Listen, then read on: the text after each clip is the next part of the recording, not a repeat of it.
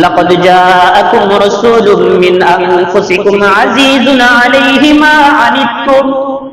আল্লাহ বলেন নিশ্চয় তোমাদের মধ্য থেকে তোমাদের জন্য আমি একজন নবী পাঠিয়েছি, নবী এসেছে। আল্লাহ বলেন এই নবীর বৈশিষ্ট্য হলো আজিজুন আলাইহি মা আনিতুম, তোমরা যেই কষ্ট পাইবা, তোমরা যেই দুঃখ পাইবা অন্তরে, তোমাদের দুঃখের কারণে তোমরা যেই কষ্ট পাইবা, তোমাদের কষ্টের চাইতে নবী বেশি কষ্ট পান এমন একজন নবী। তোমরা অ্যাক্সিডেন্ট করেছো, তোমাদের হাত কেটে গেছে, তোমাদের এই আঘাতে তুমি যতটুকু কষ্ট পাইছো এর চাইতে বেশি কষ্ট আমাদের নবী পান। আল্লাহ এটা বুঝাইছে আজিজুন আলাইহি মা আনিতুম, তোমরা যেই কষ্ট অনুভব করো এর চাইতে বেশি কষ্ট তোমাদের জন্য তিনি অনুভব করেন। এরপরে আল্লাহ বলেন হারিসুন আলাইকুম, তিনি তোমাদের প্রতি খুবই আকৃষ্ট, তিনি তোমাদের প্রতি খুবই আকৃষ্ট, তোমাদের প্রতি খুবই আবেগপ্রবণ, তোমাদের প্রতি লক্ষ্য রাখেন, তোমাদের ভালো মন্দ তিনি চিন্তা ভাবনা করেন। বিল মুমিনিনা রাউফুর রহিম, চূড়ান্ত ভাবে আল্লাহ তাআলা এখানে আল্লাহ রাব্বুল আলামিনের গুণবাচক দুটি নাম উল্লেখ করেছেন, রাউফ এবং রহিম। এটা আল্লাহ তাআলার গুণবাচক নাম, কিন্তু আল্লাহর গুণবাচক নাম আল্লাহ নবীর জন্য ব্যবহার করে বলতেছেন যে আল্লাহ রাসূল মুমিনদের জন্য অত্যন্ত স্নেহপরায়ণ, খুবই দয়ালু। সুবহানাল্লাহ, তিনি হলেন আমাদের নবী, এত ভালোবাসতেন। বিনিময়ে আমরা কি দিই? বিনিময়ে আমরা কি দেই? মাঝে মধ্যে নিজেদের স্বার্থের জন্য তাকে গালি দেই, ঠিক না? বিনিময়ে আমরা কি দেই? মাঝে মধ্যে আমাদের দুনিয়াবী লাভ লোকসানের জন্য তার সুন্নাত আদর্শকে আমরা বিসর্জন দেই। এটা হলো আমাদের পক্ষ থেকে তার প্রতি ভালোবাসা। আসলে এটা আমাদের উচিত না। আমরা তাকে কত ধরনের আঘাত করি, কত ভাবে তাকে আমরা অপমান করি, অথচ সঠিকভাবে আমরা তার অনুসরণ করি না, আমরা তার সুন্নতের ইত্তেবা করি না। এটা হলো আমাদের কপাল খারাপ, এটা আমাদের বদনসিব। তো যেটা বলতেছিলাম, আমাদের নবী আমাদের জন্য এত কেঁদেছেন, বিনিময়ে আমরা কি করলাম? একটু মিলাদ করে জিলাপি খেয়ে পানি টানি খেয়ে বাড়িতে গেলাম। আমরা আমাদের নবীর জন্য কি করলাম? ঈদে মিলাদুন নবীর নামে ভণ্ডামি কিছু উৎসব আয়োজন করলাম। এমন উৎসব আয়োজন যেখানে সুন্নাতের কোনো অনুসারী নাই, সুন্নাতের কোনো কাজ নাই, রাসূলের আদর্শ বাস্তবায়নের কোনো উদ্যোগ প্রোগ্রাম নাই। এটা হলো ঈদে মিলাদুন নবী। যেটা বলতেছিলাম, ঈদে মিলাদুন নবী অর্থ কি? ঈদ অর্থ হলো আনন্দ উৎসব, মিলাদুন নবী মানে নবীর জন্ম, অর্থাৎ নবীর জন্মের আনন্দ উৎসব বা ঈদ। আমাদের পৃথিবীর মধ্যে হক্কানি উলামায়ে কিরাম যারা কোরআন হাদিসে পারদর্শী বিজ্ঞ আলেমরা কেন ঈদে মিলাদুন নবীকে পছন্দ করেন না বা এটা পালন করেন না, এবং কি এটা পালন করা হারাম, শরীয়তের মধ্যে কোনো বিধান নাই কেন? এই কেনর উত্তর আমরা ইনশাআল্লাহ পর্যায়ক্রমে শুনব। আমরা ঈদে মিলাদুন নবী পালন না করার কয়েকটি কারণ আছে, আমরা ইনশাআল্লাহ 7টি কারণ আলোচনা শুনব। 1 নম্বর কারণ হলো এই ঈদে মিলাদুন নবী সম্পর্কে কোরআন হাদিসে কোনো প্রমাণ নাই, দলিল নাই, শরীয়তের মধ্যে এর কোনো নির্দেশনা নাই যে তোমরা ঈদে মিলাদুন নবী পালন করো। এটা হলো 1 নম্বর কথা। শরীয়তের মধ্যে ঈদ হলো দুইটি, একটা হলো কুরবানির ঈদ আর একটা হলো রোজার ঈদ। এই দুইটি ঈদ সম্পর্কে সহিহ হাদিসের মধ্যে আল্লাহ রাসূল বর্ণনা করেছেন। যদি সবচেয়ে বড় ঈদ এবং সেরা ঈদ যদি ঈদে মিলাদুন নবী হতো, তাহলে অবশ্যই রাসূল হাদিসের মধ্যে ঈদের কথা বলতেন, অথচ এই ঈদের কথা বলে নাই। তিনি শুধুমাত্র দুইটি ঈদের কথা বলেছেন, একটা হলো কুরবানির ঈদ আর একটা হলো রোজার ঈদ। আল্লাহ রাসূল যখন মদিনায় আসলেন, তিনি এসে দেখেন ইহুদি খ্রিস্টানরা, ওই জায়গার মুশরিকরা, মদিনার অধিবাসীরা নির্দিষ্ট দুটি দিনে আনন্দ ফুর্তি করে। জিজ্ঞাসা করা হলো তারা কিসের আনন্দ ফুর্তি করে? বলা হলো জাহিলিয়া জামানা থেকে তারা এই দুইটি দিনকে নির্দিষ্ট করে আনন্দ ফুর্তি উৎসব করে থাকে। তখন আল্লাহ রাসূল বললেন, হাদিসের মধ্যে আসছে, আবু দাউদ শরীফের হাদিস 1134 নম্বর হাদিস, আল্লাহ নবী বলেন, ইন্নাল্লাহা ক্বাদ আবদালাকুম বিহিমা খায়রাম মিনহুমা ইয়াউমাল আযহা ওয়া ইয়াউমাল ফিতর। যে এই মদিনার অধিবাসীরা দুইটি দিনকে লক্ষ্য করে আনন্দ ফুর্তির আয়োজন করে, কিন্তু আল্লাহ তাআলা মুসলমানদেরকে এই দুইটি দিনের পরিবর্তে উত্তম দুইটি দিন আনন্দ ফুর্তির জন্য নির্দেশনা দিয়েছেন, বাজেট করে দিয়েছেন। সেটা হলো ইয়াউমাল ফিতর এবং ইয়াউমাল আযহা, কুরবানির ঈদ এবং রোজার ঈদ। এই দুইটি দিন মুসলমানদের জন্য আনন্দের দিন, এই দুইটি ঈদের বাইরে কোনো ঈদ নাই। সুতরাং ঈদে মিলাদুন নবী আমরা মানি না। 1 নম্বর কারণ হলো এই ব্যাপারে শরীয়তে কোনো বিধান নাই, কোরআন হাদিসের কোনো দলিল নাই, এগুলো ভণ্ডামি, এগুলো বানোয়াট। এক নাম্বার কারণ, যেই কারণে আমরা ঈদে মিলাদুন নবী মানি না।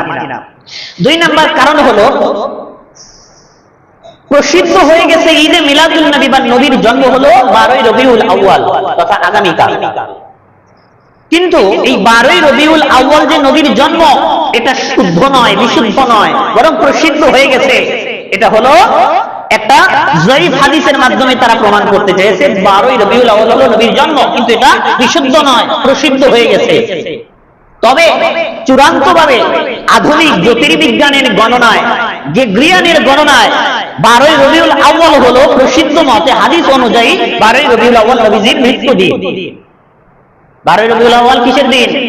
রাসূল যেদিন মৃত্যু বরণ করেন ওই দিন হলো 12ই রবিউল আউয়াল ছিল 11ই হিজরিতে। 12ই রবিউল আউয়াল নবীর জন্মদিন নয়, এটা প্রসিদ্ধ হয়ে গেছে। 12ই রবিউল আউয়াল জন্মদিন না হলে রাসূলের জন্মদিন কবে? রাসূলের জন্মদিন প্রসিদ্ধ না, বিশুদ্ধ মত অনুযায়ী সহিহ হাদিসের আলোকে রাসূলের জন্মদিন হলো 8ই রবিউল আউয়াল। কয় রবিউল আউয়াল? 8ই রবিউল আউয়াল চলে গেছে। 8ই রবিউল আউয়ালের ব্যাপারে সহিহ হাদিস রয়েছে, 12ই রবিউল আউয়ালের নামে জয়ীফ হাদিস রয়েছে, সেটা প্রসিদ্ধ হয়ে গেছে কিন্তু বিশুদ্ধ নয়। বিশুদ্ধ মত অনুযায়ী রাসূলের জন্ম হলো 8ই রবিউল আউয়াল। আধুনিক জ্যোতির্বিজ্ঞানের গণনায় এবং ঐতিহাসিক হিসাব মতে 8ই রবিউল আউয়াল সোমবার হলো রাসূলের জন্মদিন। এবার আসেন ইতিহাসের যে দলিল। তাফসীর ইবনে কাসিরের নাম শুনেছেন আপনারা?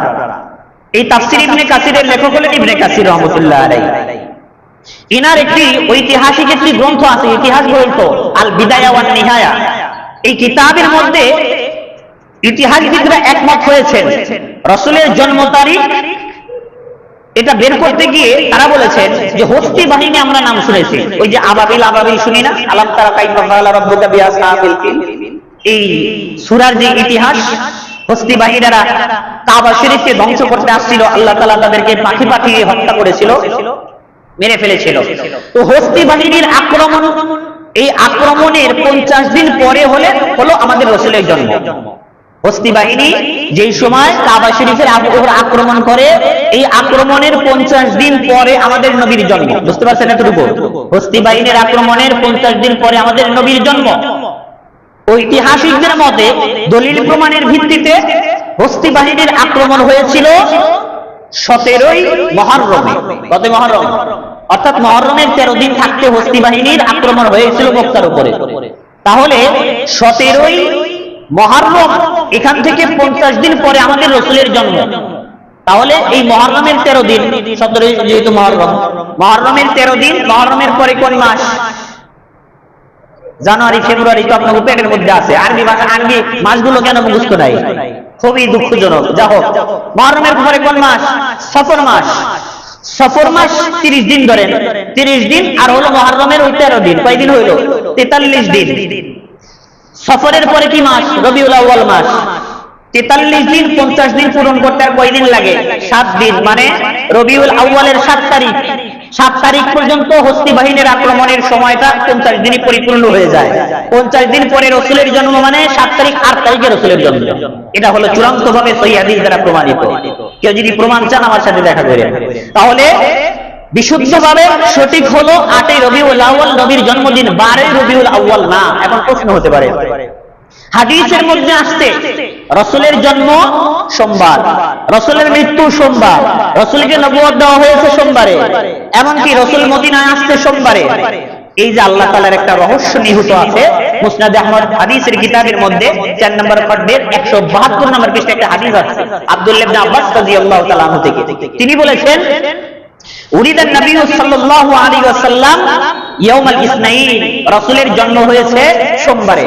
ওয়াসতুমবি ইয়াউমাল ইসনাইন, এমনকি রাসূলকে নবুয়ত দেওয়া হয়েছে সোমবারে।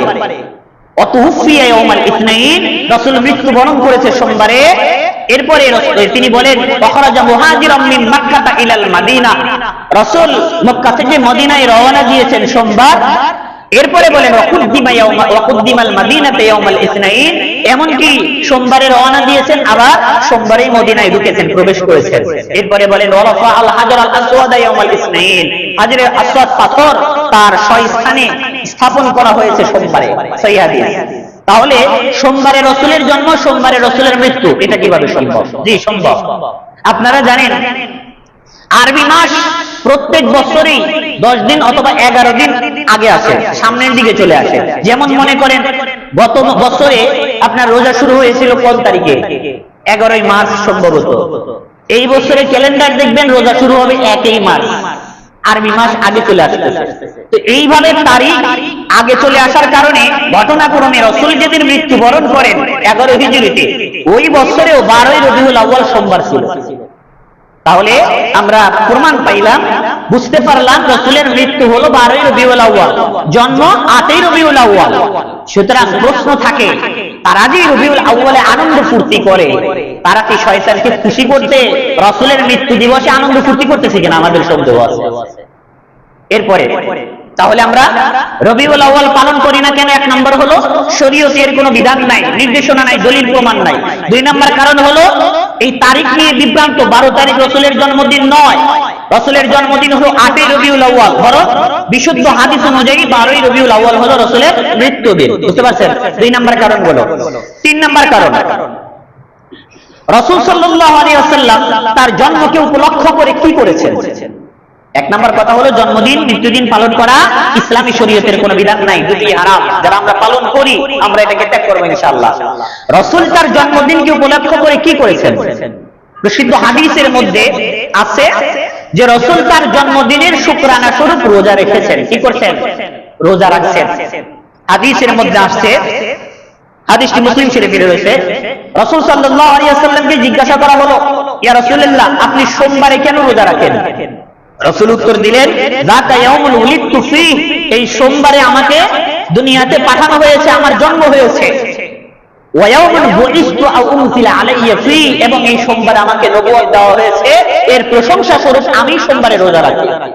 তাহলে এই হাদিসের মধ্যে আপনারা পাইলেন রাসূল সোমবারে কেন রোজা রেখেছেন? এক নাম্বার হলো তার জন্মদিনের, তার জন্মের প্রশংসা স্বরূপ। তাহলে আমরা বুঝলাম রাসূল সোমবারে তার জন্মদিনকে উপলক্ষ করে, তার জন্মের ক্ষেত্রে দিনকে উপলক্ষ করে কি করেছেন? রোজা রেখেছেন।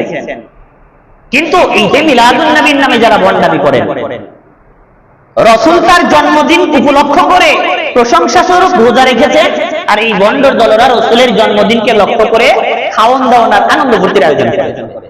কারণ ঈদে মিলাদুন নবী খাওয়ানোর মাধ্যমে পালন হয়, আর রাসূল পালন করেছে রোজার মাধ্যমে, যেটা না খাওয়ানোর মাধ্যমে। না খাইয়া কষ্ট করে শরীয়ত মানতে যাইব কি? খাওয়ান দাওয়ান থাকলে হেডে তো ভালো নাকি? যা হোক। এরপরে আসেন, রাসূল তার জন্মদিন, যদিও ধরেন যে রাসূল যেহেতু রোজা রেখেছেন তাহলে তো রাসূল জন্মদিন পালন করলেন, আপনাদের মতনে যেই ধরলাম যে রাসূল জন্মদিন পালন করলেন, কিন্তু রাসূল কখনোই দিন তারিখ হিসেবে জন্মদিন পালন করেন নাই, বরং বার হিসেবে পালন করছেন। কখনোই তারিখ স্থানে থাকে না, কিন্তু সাপ্তাহিক হিসেবে বার, বার বুঝছেন তো, দিন, সোমবার রবিবার সোমবার, এইগুলো এই বার হিসেবে, বার এটা সাপ্তাহিক ভাবে স্থানে থাকে, কিন্তু তারিখ ঠিক থাকে না। রাসূল বার হিসেবে, দিন হিসেবে তার জন্মদিন পালন করেছেন, কিন্তু তারিখ হিসাবে নয়। এই বন্ধুরা তারিখ হিসেবে পালন করে, বার হিসেবে। রাসূলের জন্মদিন যদি তারা ঠিক রাখতে চায় তাহলে কষ্ট করে খিদা লাগাইতে হবে, রোজা রাখতে হবে, এর লেগে এটা করে না। হাদিসের মধ্যে কি বললেন? রাসূল সোমবারে রোজা রাখছেন তার জন্মের প্রশংসা স্বরূপ। এবার আসেন, শুধু কি তার জন্মের কারণে সোমবারে রোজা রাখছেন? জি না, 4টি কারণে আল্লাহর রাসূল সোমবারে রোজা রাখছেন। কয়টি কারণে? 4টি কারণে আল্লাহর রাসূল সোমবারে রোজা রাখছেন। এই 2টি কারণ একটা হাদিসের মধ্যে আছে, মুসলিম শরীফের হাদিস, ওখানে 2টি কারণ বর্ণনা করা হয়েছে। এক নম্বর হলো যাকা ইয়াউমুল উলিদতু ফী, আল্লাহ রাসূল বলেন এই দিন আমি জন্মগ্রহণ করেছি, তার শুকরানা স্বরূপ আমি সোমবারে রোজা রাখি। 2 নম্বর হলো ওয়া ইয়াউমুল বুইসতু উনজিলা আলাইয়া ফী, এই সোমবার আমাকে নবুয়ত দেওয়া হয়েছে, এই কারণে আমি তার প্রশংসা স্বরূপ সোমবারে আমি কি করি? রোজা রাখি। 2 নম্বর কারণ। 3 নম্বর কারণ, তিনি কেন সোমবারে রোজা রেখেছেন? এটা নাসাই শরীফের হাদিসের মধ্যে আছে, সাপ্তাহিকভাবে ফেরেশতারা সপ্তাহের 2 দিন, সোমবার এবং বৃহস্পতিবার, এই 2 দিন আল্লাহর কাছে মানুষের আমলনামা পেশ করেন। কয় দিন? 2 দিন, সোমবার এবং বৃহস্পতিবার। এই 2 দিন বান্দার আমলনামা সাপ্তাহিকভাবে আল্লাহর কাছে আমলনামা পেশ করা হয়।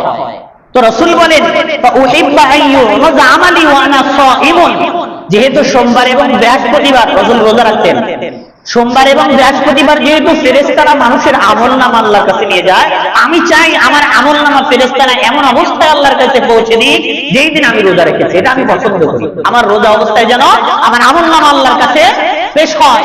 এটা আল্লাহ রাসূল এই কারণে সোমবারে রোজা রাখেন।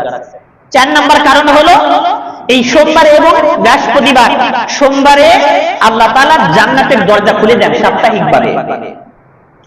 সারা সপ্তাহে যারা পাপ করেছে, এরা যদি হিংসা বিদ্বেষ আর শিরক না করে থাকে, এদেরকে আল্লাহ তাআলা সোমবারে মাফ করে দেন। সুতরাং সোমবার একটি মঙ্গলজনক কল্যাণকর একটি দিন। তো রাসূল তার জন্ম দিন হিসাবে, দিবস হিসাবে তিনি রোজা রেখেছেন, তারিখ হিসাবে নয়। 12ই রবিউল আউয়াল তারিখ হিসেবে আমরা যারা রাসূলের ইশকে ডুবে ভণ্ডামি করি, আমরা রাসূলের ভালোবাসার নামে ভণ্ডামি করি, এটা ঠিক নয়, শরীয়তের কোনো প্রমাণ নাই। তো কি বললাম, আমরা ঈদে মিলাদুন নবী মানি না কয়টি কারণে? 7টি কারণে।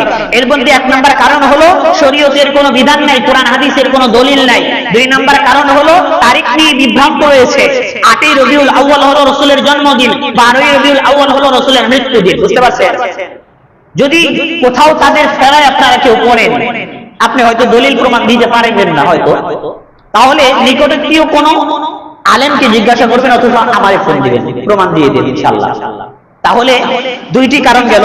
3 নম্বর কারণ যেটা বলেছি, রাসূল বার হিসেবে রাসূলের জন্মদিন পালন করছেন, দিন তারিখ হিসেবে নয়। এই কারণে আমরা তারিখ হিসেবে রাসূলের জন্মদিন আমরা মানি না, সেটা পালন করতে যাই না। এর মানে ঈদে মিলাদুন নবী আমরা মানি না।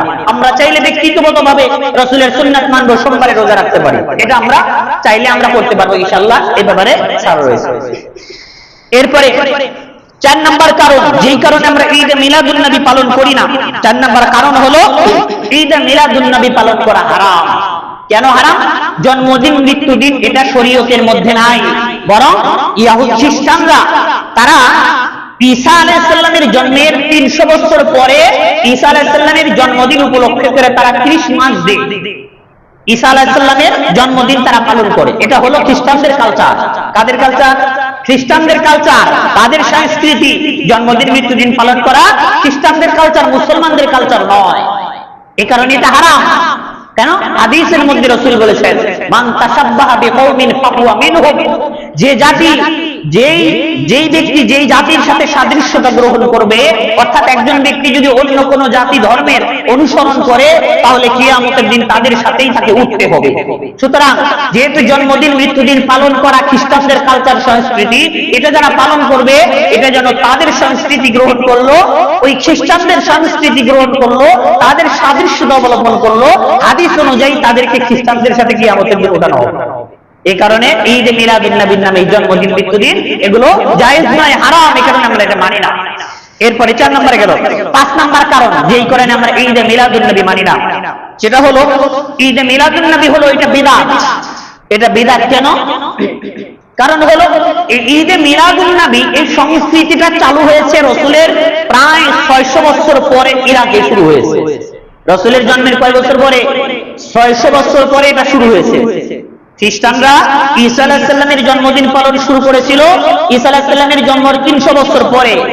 আর কিছু নামধারী মুনাফিক মুসলমানেরা এই সমাজের মধ্যে তাদের কর্মকে চিত্তাকর্ষক করার জন্য ঈদে মিলাদুন নবীর নামে 604 হিজরিতে ইরাকের মসুল শহরে তারা এটা সর্বপ্রথম শুরু করে। এটা বিদআত। রাসূলের জামানায় ছিল না, সাহাবীদের জামানায় ছিল না, তাবিঈন বড় বড় ইমাম কি বলেন বুখারী মুসলিম ইমাম আবু হানিফা 4 মাযহাবের ইমাম এইসব জামানায় ছিল না। সুতরাং এটা বিদআত, এটা নতুন। ইরাকের মসুল শহরের একজন বাদশা ছিল মালিক মুজাফফর আবু সাঈদ, তিনি এটি শুরু করেছিল। ইতিহাসের মধ্যে লেখা হয় এই ব্যক্তি বাদশা খুব অলস ছিল, কি বলেন অপব্যয়ী ছিল, বেশি ভালো মুসলমান ছিল না, মোটামুটি ফাসিক ছিল। এবং এই ঈদে মিলাদুন নবীর নামে এই এর প্রচলন যে আলেম করেছে সে ছিল দুনিয়া লোভী আলেম। ওই বাদশার কাছ থেকে টাকা পয়সা খাওয়ার জন্য, ধান্দা করার জন্য ঈদে মিলাদুন নবী এইগুলো চালু করেছে। আজও ওই মিলাদ করতে গিয়ে দেখা যায় মিলাদের নিয়ম ঠিক রাখে। কেন? কারণ মিলাদ যদি ঠিক থাকে তাহলে পকেটে কিছু টাকা পয়সা আসবে। আল্লাহ আমাদেরকে বাঁচার তৌফিক দান করুন। তাহলে ঈদে মিলাদুন নবী কেন মানি না? 5 নম্বর কারণ হলো এটা হলো বিদআত। এটা রাসূলের সময় ছিল না, সাহাবীদের জামানায় ছিল না। রাসূলের জন্মের প্রায় 600 বছর পরে এটা দুনিয়ায় প্রচলন শুরু হয়েছে। এটা বিদআত, এটা করা যাবে না। কারণ যে ব্যক্তি বিদআত করবে, রাসূল বলেছেন যেই ব্যক্তি বিদআত করবে তার কোনো আমল কবুল হবে না আল্লাহর দরবারে, তার কপালে তওবা কবুল হবে না, তওবা ছাড়াই তার মৃত্যু হবে। এটা খুবই জঘন্যতম একটা গুনাহ। আল্লাহ আমাদেরকে বোঝার তৌফিক দান করুন। এরপরে ঈদে মিলাদুন নবী কেন পালন করি না? 6 নাম্বার কারণ হলো এই ঈদে মিলাদুন নবী হাদিসের মাধ্যমেও নয়, শরীয়তের মাধ্যমেও নয়, সাহাবীদের মাধ্যমেও নয়, তাবিঈনদের মাধ্যমেও নয়, এই আমাদের বাংলাদেশে আসতে হলো একজন ভণ্ড পীরের মাধ্যমে। কার মাধ্যমে? ভণ্ড পীরের মাধ্যমে। কালকে আসবে লোকটা, দেখবেন ইয়া বড় একটা দেহ, কি বলেন 2-3 মনের একটা ভরি আছে, দাড়ি ছোট্ট ছোট্ট দাড়ি নাই বললেই চলে, ওই পায়জামা পরেছে মোটামুটি ওই টাকনোর নিচে যেটা হারাম, এরপরে সুন্নাতের কোনো বালাই নাই, এরকম একটা বন্ধুবীর কালকে বাংলাদেশে আসবে। কোথেকে আসবে? পাকিস্তান থেকে আসবে। 1974 সালে দরবারে আলিয়া শিরিকত শরীফের পীর সাহেব তৈয়ব শাহ, উনি এই 1974 সালে এটা শুরু করেছিল। চট্টগ্রামে যখন প্রথম আসলো তখন এই সুন্নি নামধারী, আহলে সুন্নাত নামধারী, তারা নাম দিয়েছে সুন্নি। আসলে সুন্নি নয়, এরা রাসূলের দুশমন। সুন্নাতের নামে তারা তাদের পেট পূজা করার জন্য বিভিন্ন ধরনের নিত্য নতুন নিয়মগুলো সমাজের মধ্যে চালু করে। তো কি বলতেছিলাম, ওই 1974 সালে পাকিস্তান থেকে একজন ভাড়া করা আলেম, কি বলে আলেম বলা যায় না, ভণ্ড, চট্টগ্রামে আসছে, সুন্নি দিন নিয়ে সমাবেশ করতেছে। ওখানে তিনি ঘোষণা দেন যে 12ই রবিউল আউয়াল আমাদের এই দেশের মানুষ তো রসুলকে অনেক ভালোবাসেন, এই রসুলের এই ভালোবাসাকে তারা পুঁজি করে, এই রসুলের ভালোবাসাকে তারা আয়ার করে এই দেশের সাধারণ মানা মুসলমানদের অন্তরকে তারা আকর্ষণ করার জন্য 12ই রবিউল আউয়াল একটা আয়োজন তারা করে। ওই বিশ্বাস বলেছিল 12ই রবিউল আউয়ালে তোমরা রসুলের জন্মদিন উপলক্ষে তোমরা আনন্দ মিছিল বের করো। এটা 1974 সালে আমাদের বাংলাদেশে শুরু হয়েছে, আর ব্যাপকভাবে আন্তর্জাতিকভাবে এটা স্বাভাবিকভাবে শুরু হয়েছে সেই 600 হিজরিতে। বুঝতে পারছেন? তো এটা রসুল থেকে নয়, মদিনা থেকেও নয়, সেই আলেম থেকেও নয়, এটা বন্ধপীর থেকে শুরু হয়েছে। এমন কাজকর্মের মাধ্যমে শুরু হয়েছে যেটা শরীয়ত সমর্থিত নয়। এই কারণে আমরা এটা মানি না। সম্ভবত বর্তমানে তৈয়ব শাহের ছেলে তাহের শাহ, ওই যাকে বন্ডরা ওই যে হুকু হুকু জিকির যারা করে না, মাজারে সেজদা করে না, বাকি দেয়, প্রসাদ দেয়, অনেক কিছু দেয়, তারাই মনে করেন গলার মালা পরায়া তাদের অন্তরের মধ্যে এবার ঢুকায় না, তাহের শাহ বলে। তো এই পীর শাহ আগামীকাল আসবে, দেখবেন এমন ভাবে মনে হয় না যে তারা রসুলের জন্মদিন পালন করতেছেন, ওই পীর সাহেবের জন্মদিন পালন করতেছে। পীর সাহেবের গলায় মালা, পিছনে মালা, সামনে মালা, উপরে মালা, পিছনে মালা, ফুল দিয়ে মনে করেন আরো ডুবায় ফেলবে। এখন বোঝেন এই পীর সাহেবের জন্ম পালন করে নাকি রসুলের জন্ম পালন করে। এই কারণে আমরা ঈদে মিলাদুন নবী মানি না। আমার কথা হলো, যদি ঈদে মিলাদুন নবী যদি রসুলের জন্মদিন উপলক্ষে তোমরা শরীয়ত মনে করে, ভালো মনে করে তোমরা পালন করো, মদিনায় গিয়ে পালন করো। মদিনায় রসুল শুয়ে আছেন। আর ওই পীর সাহেবের কাছে আমার প্রশ্ন যে এই দিন 12ই রবিউল আউয়াল তুমি খালি বাংলাদেশে কেন আছো? পাকিস্তানে থাকতে পারো, সৌদি আরব যেতে পারো না, মদিনায় যেতে পারো না, রসুলের বাংলাদেশে কেন? কারণ বাংলাদেশে হইলো যে এই পীর ব্যবসায়ী খুব সহজ। বাংলাদেশে হুজুগে বাঙালি তো, ওই দেখা যায় হঠাৎ করে একজন ল্যাংটা হয়ে কাপড় চোপড় খুলে যদি টিনের ছাদের উপর দাঁড়ায় থাকে না, কিছু মানুষ অবশ্যই আছে দেখবে তাকে সিদ্ধা কি বলবে, আরে লোকটার পরনে কাপড় না থাকলে কি হবে, ভিতরে মাল আছে, এই চিন্তা ভাবনা করে ওনাকে পিসারি যাবে। এটা হলো আমাদের বাঙালিদের কালচার, আমাদেরকে রক্ষা করবে। তো এটা বাংলাদেশে 1974 সালে এই ভণ্ডপীরদের মাধ্যমে শুরু হয়েছে, এবং এর মধ্যে শরীয়তের কোনো জিনিসই নাই। দেখবেন কালকে আপনারা খেয়াল করবেন, যদি আপনারা কেউ দেখতে চান মিরপুরে যাবেন, মিরপুর 12 নম্বরে শাহানি মাজারে আর গোলকসা মাজারে, ওখানে যাবেন, দেখবেন পরিস্থিতিটা কি হয়। ওইখানে খাউন দাউন, আর হলো নারীদের বেপরদার চলাফেরা, আরো হলো মনে করেন বিভিন্ন ধরনের হিন্দুদের মতো প্রসাদ দেওয়ার নিয়ম। ওই হাতে বাঁধবে লাল ফিতা, কপালে বাঁধবে লাল ফিতা, বন্ধরা লাল পোশাক করবে, এরপরে বাতি জ্বালাবে কবরে গিয়ে। ওই সময় মনে হয় না যে রসুলের জন্মদিন পালন করে নাকি কবরের মধ্যে শুয়ে আছে তার আব্বার জন্মদিন পালন করে, আমাদের প্রশ্ন। যাই হোক, এই সমস্ত কার্যকলাপ আপনারা দেখবেন, কিন্তু এগুলোর মধ্যে যাওয়া যাবে না, এগুলো করা যাবে না, এগুলো হারাম। তাহলে আমরা ঈদে মিলাদুন নবী পালন করি না, কারণ এটা কোরআন হাদিস সমর্থিত না, কোন আলেম দ্বারা শুরু হয় নাই, বড় বন্ধ পীররা শুরু করেছে তাদের পেট বুড়ি মোটা করার জন্য। কারণ আগামীকাল যেই পরিমাণ ওদের ইনকাম হবে, সারা বছর কামাই না করলে হবে, ইনকাম দিয়ে সারা বছর চলে যাবে, দেখবেন। আল্লাহ আমাদেরকে বাঁচার তৌফিক দান করুন। এরপরে এটা মানি না কেন? এই যে ঈদে মিলাদুন নবীর নামে তারা চরম পর্যায়ে বিভিন্ন রকমের ভণ্ডামি তারা করে। যেমন আমাদের সমাজে ব্যাপকভাবে অনেক জায়গায় আছে, আমরা সেটা মিলাদ শরীফ পড়ি। এই যে মিলাদ, এটা আলেমরা কেন নিষেধ করে? এটা একটা বিদাতে পরিণত হয়েছে, রুসুমে পরিণত হয়েছে। এটার মধ্যে অনেক খারাপই আছে। ব্যাপকভাবে আপনি রসুলের মহব্বতে কিছু কবিতা পাঠ করতে পারেন, উর্দু কবিতা হোক, ফার্সি কবিতা হোক, বাংলা কবিতা পাঠ করতে পারেন, কবিতা পাঠ করে রসুলের উপর দুরূদ পড়তে পারেন। কিন্তু আমাদের প্রচলিত যে মিলাদ, এখানে একটু কাসিদা পাঠ করে দাঁড়ায় সমস্বরে দুরূদ পড়া হয়, এমন ভাবে গানের সুরে দুরূদ পড়তেছে, এমনি সুর ছাড়াই কঠিন ভাবে শুদ্ধভাবে যদি আমরা উচ্চারণ করতে যাই, তাই আমাদের আলহামদুলিল্লাহ উচ্চারণ হয় না। আর সুর দিয়ে গানের সুরে সুরে আপনি সাল্লাল্লাহ পড়তেছেন, দরুদ শরীফে শুদ্ধ হয় না ভাই, এটা গানের সুর হয়, বরং এটা আরো বিকৃতি হয়। বরং অর্থ যদি আপনি খেয়াল করতে যান, এই দুরূদের অর্থ হবে মারাত্মকভাবে খারাপ, বরং রাসূলের উপর আরো অপমানজনক কাজকর্ম হয়। এই মিলাদ যারা পড়ে এদের কিছু আকীদা আছে, কিছু ভণ্ডামি আছে, যেই কারণে এগুলো হারাম। এর মধ্যে যারা চরম পর্যায়ে মিলাদপন্থী, এরা ভাবে মিলাদের সময় নাকি রাসূল তাদের অনুষ্ঠানে হাজির হয়। রাসূল হাজির নাজির এই জ্ঞান অথবা এই বিশ্বাস যে রাখবে, তার ঈমান চলে যাবে। রাসূল হাজির নাজির না। সেই হাদিসের মধ্যে আসছে, পৃথিবীর বিভিন্ন প্রান্তে আল্লাহর রাসূলের উম্মতেরা দুরূদ পড়ে থাকে, ফেরেশতারা ওই দুরূদগুলো নবীর কাছে পৌঁছে দেয়। বুঝতে পারছেন? তো রাসূল যদি হাজির নাজির হইতো, কষ্ট করে ফেরেশতাদের ওখানে নিয়ে যাওয়া দরকার ছিল। রাসূল এখানে এসে উপস্থিত হয়ে দরুদ গ্রহণ করতে পারতেন। রাসূল হাজির নাজির না, এটা যারা বিশ্বাস করবে। এবং মিলাদের সময় দেখবেন অনেক জায়গায় চেয়ার রাখা হয়, যে রাসূল নাকি এখানে আসে বসে। নাউজুবিল্লাহ বলবেন না, রাসূল এখানে আসবে, বসবে। এরপরে বড় প্রশ্ন হলো যে প্রথমে কিছু কয়েকবার দুরূদ পড়া হয়, রাসূলের উপর দুরূদ পড়া হয়, এরপরে যখন কি বলেন সালাম দেওয়া হয়, চুপ করে দাঁড়ায় যায়। আমার কথা হলো, এই সময় রাসূল আসছে, তোমরা কে দেখেছো? এই সময় যে রাসূল আসছে, চেয়ারের উপর বসলো, তোমাদের মধ্যে কে দেখেছে এই সময় হঠাৎ করে দাঁড়ায় গেলা? আবার রাসূল গেল কিনা এটাও কেউ জানে না, হঠাৎ করে ফুট করে বসে যায়। রাসূল বুঝলাম আসছে, তাহলে তোমাদের নির্দিষ্ট সীমা পর্যন্ত, তারপর সাথে সাথে বসে গেল, রাসূলকে জিজ্ঞাসা করলে না। এখন তোমরা দুরূদ শরীফ পড়া বন্ধ করছো, রাসূল তো নাও যাইতে পারে। আগে গ্যারান্টি দাও রাসূল গেছে কিনা। কত ধরনের ভণ্ডামি, এগুলো জায়েজ নাই, হারাম, কখনো কখনো শিরক গুনাহ হয়। এই সমস্ত ভণ্ডামির কারণে আমরা এই মিলাদুন নবীর নামে এই ভণ্ডামি আমরা মানি না, এটা শরীয়ত সমর্থিত নয়। আমাদের সমাজের মধ্যে মাঝে মধ্যে আপনি আমারে প্রশ্ন করতে পারেন, হুজুর অনেক জায়গায় গিয়ে আপনি তো মিলাদ করছেন, আমি মিলাদ করছি কতটুকু?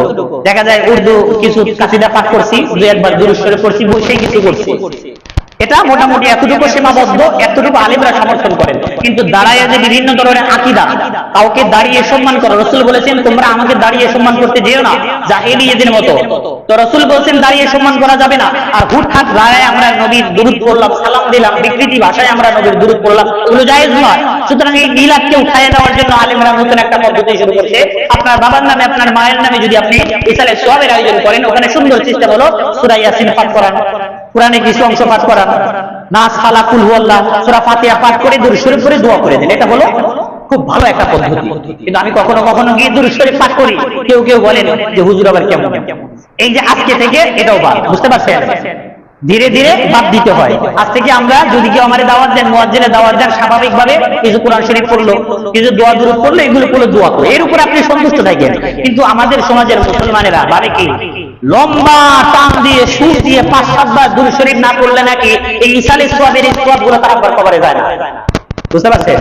সুন্দর করে আয়োজন করে দিন ভরা যদি দুরূদ শরীফ না পাঠ করা হয়, স্লোগান দিয়ে যদি মিলাদ পড়ানো না হয়, তাহলে নাকি ইসালে সওয়াবের সওয়াব নাকি তার আব্বা আমার কবরে যায় না। আত্মতৃপ্তির একটা বিষয়। তারা ভাবে কি, হুজুর তৃপ্তি পাইলাম না, কি পড়লেন? বাস্তবতা আমি প্রশ্নের সম্মুখীন হয়েছি, হুজুর কি পড়লেন? মিলাদ পড়ানোর লেগে আনলাম, কিছুই তো শুনলাম না। উনি কিসে শান্তি পাবে? যদি আপনি 10 মিনিট 20 মিনিট ভরা যদি এই গানগুলো বলেন, স্লোগান দিয়ে যদি মনে করেন এই দুরূদ শরীফ বারবার পাঠ করতে থাকেন, মিলাদ করেন, তাহলে খুশি হবে। আরে ভাই, নকলে শান্তি বেশি। বর্তমান জামানায় কি নকলে মজা বেশি। যেই ওষুধ আপনার কার্যকর, যেটা আপনার শরীরের জন্য লাভজনক, এটা কিন্তু একটু তিতা হয়। তিতা জিনিসের লাভ বেশি। হাদিসের মধ্যে আসছে আল হাক্কু বুররুন, সত্য জিনিস তিতা বেশি। বুঝতে পারছেন? যেটা আসলেই বাস্তব, এটা দেখতে খারাপ কিন্তু ভিতরে মাল আছে। বুঝতে পারছেন? আর যেটা মনে করেন সুন্দর, এক ধরনের পাতা আছে, দেখতে এত সুন্দর, হাত দিবেন আপনার হাত চুলকাইতে থাকে। সব সুন্দর ভালো না। বুঝতে পারছেন?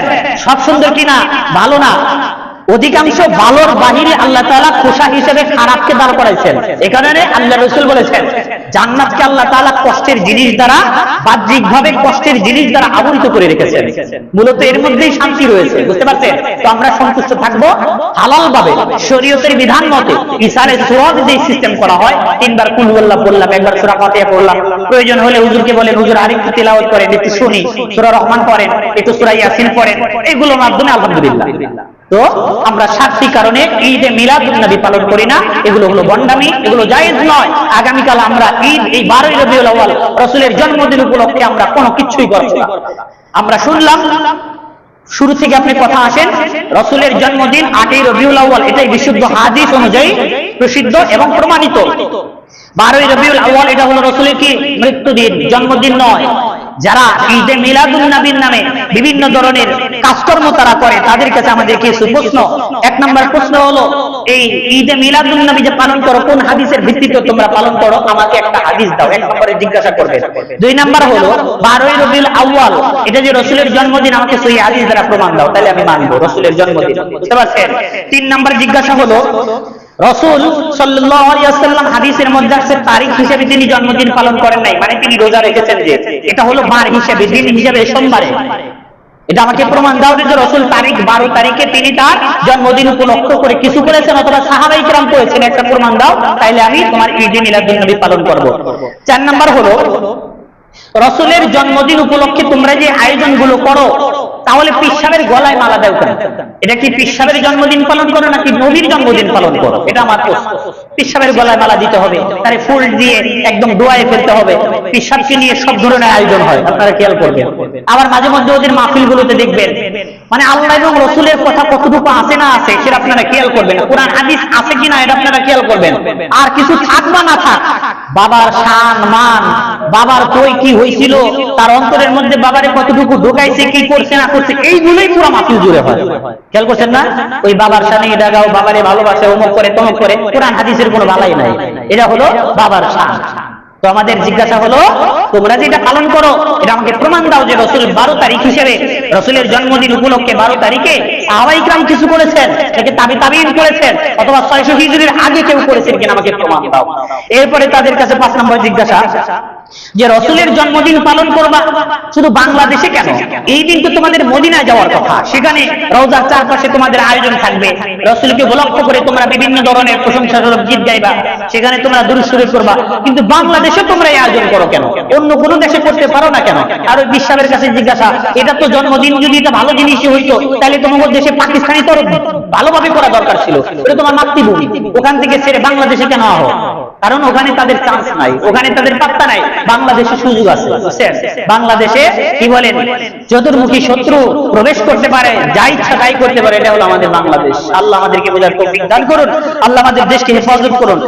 6 নাম্বার প্রশ্ন তাদের কাছে, জন্মদিন পালন করবো ভালো কথা, জন্মদিন পালন করবো, আমাদের দেশে কত মাদ্রাসা আছে, কত আলেম ওলামা আছে, বড় বড় পীর সাহেবরা আছে, এদেরকে বাকি রাইখা অথবা মদিনা থেকে কোনো আলেমকে ভাড়া না করে তোমরা পাকিস্তান থেকে আলেম ভাড়া করো কেন? পাকিস্তান থেকে এই পীর সাহেবকে আনা লাগবে কেন? এই পীর সাহেবের থেকে বড় কোনো আল্লাহর ওলি নবীর আশেক মদিনায় নাই? মদিনায় বড় বড় আলেম আছে না? নবীর মদিনায় রাসূলের বংশধর অনেক আত্মীয় স্বজন আছে না? তাদেরকে একজনকে ভাড়া করে নিয়ে আসো, পাকিস্তান থেকে আনা লাগবে কেন? ওই বন্ডকে আনা লাগবে কেন? যে বন্ডের দাড়ি নাই, সুন্নাতের কোনো বালাই নাই, নামাজ নাই, কালাম নাই, খালি খাওয়ান দাওন আর পেট ভরে মোটা করা। এরপরে তাদের কাছে আমাদের আরেকটা জিজ্ঞাসা, সেটা হলো রাসূলের জন্মদিনে গরু, ছাগল, মহিষ কত কিছু জবাই হয়, বিশ্বাস করেন এই বন্ডামি উপলক্ষ করে, বন্ডমের এই কাজকর্ম উপলক্ষ করে যেই পরিমাণ গরু ছাগল তারা জবাই করে, কুরবানির দিন জীবনে তারা কুরবানি দেয় না। খেয়াল করে, কুরবানির দিন এরকম গরু ছাগল তারা জবাই করে না। এই বাবাকে লক্ষ্য করে গরু ছাগল এগুলো জবাই করে। আরে গরু ছাগল এগুলো তো মদিনায় পাঠানো দরকার, রাসূলের কাছে পাঠাও, রাসূলের কাছে পাঠাও। বাংলাদেশে এই বন্ডামিকে লক্ষ্য করে তোমরা কেন গরু ছাগলের আয়োজন করতেছো? এরপরে তাদের প্রতি আমাদের জিজ্ঞাসা, যে এই যে রাসূলের জন্মদিন আমরা শুনলাম 8ই রবিউল আউয়াল, আর মৃত্যুদিন হলো 12ই রবিউল আউয়াল। তো আমাদের জিজ্ঞাসা, সহিহ হাদিস দ্বারা প্রমাণিত 12ই রবিউল আউয়াল নবীর মৃত্যুদিন, তাহলে মৃত্যুদিনকে উপলক্ষ করে তোমরা কেন আনন্দ ফুর্তির মিছিল করো? তোমরা যদি চাও, তোমরা যদি বলো যে 12ই রবিউল আউয়াল রাসূলের জন্মদিন, তাহলে প্রমাণ করো। আমরা বলি রাসূলের মৃত্যুদিন হলো 12ই রবিউল আউয়াল। তোমরা রাসূলের জন্মদিনে নাকি মৃত্যুদিনে এই আয়োজন করে, রাসূলের মৃত্যুদিনে আয়োজন করে তোমরা কি এটা প্রমাণ করতেছো যে রাসূল দুনিয়াতে চলে গেছে, ভালো হয়েছে, একটু আনন্দ ফুর্তি করো? তাদের কাছে জিজ্ঞাসা আমাদের, এই প্রশ্নগুলো তাদের কাছে করবেন, দেখবেন উত্তর দেওয়া যাবে না। আমরা এই আলোচনা আজকে যেটা শুনলাম, আমরা আমাদের সন্তানদেরকে এই ভণ্ডামির এই সকল কাজকর্মে আমরা যেতে দেব না। ঈদে মিলাদুন নবী নামে যে দেশে কিছু কুসংস্কার রয়েছে, এগুলো শরীয়ত সম্পর্কিত না, এগুলোর ব্যাপারে শরীয়তের কোনো বিধান নাই, কোরআন হাদিসের কোনো দলিল নাই। আর আমরা সবচেয়ে বড় প্রমাণ আজকে যেটা জানলাম সেটা হলো 12ই রবিউল আউয়াল রাসূলের জন্মদিন নয়। এখন ভাবতেছে যদি জন্মদিন নাও হয় তাহলে সরকারি ভাবে এই দিনটা ছুটি দেয় কেন? সরকারি ছুটি দিলে কি সেটা ভালো হয়? সরকার তো হিন্দুদের অনেক পূজা সম্পর্কে ছুটি দেয়, সরকার তো আকাম কুকাম কত দিবসে ছুটি দেয়। সরকারি ছুটি কোনো দর্তব্য না। সরকারি রাষ্ট্রীয় ভাবে তাকে রাষ্ট্র চালাইতে হবে, সব ধর্মের মানুষকে নিয়ে তাকে চলতে হবে, নাগরিক সেবা হিসেবে তাদের এই ছুটি জীবিত দিতে পারে। কিন্তু 12ই রবিউল আউয়াল রাসূলের জন্মদিন নয়, বরং 8ই রবিউল আউয়াল রাসূলের জন্মদিন, 12ই রবিউল আউয়াল হলো রাসূলের মৃত্যুদিন। সুতরাং আগামীকাল আমাদেরকে কেঁদে রাসূলের মহব্বতে ভালোবেসে তার উপর দুরূদ পাঠ করা দরকার। চাইলে আমরা আগামীকাল রোজা রাখবো, রাসূলের জন্য দোয়া করবো, ইসালে সোয়াবের আয়োজন করবো। আল্লাহ আমাদেরকে বোঝার তৌফিক দান করুন।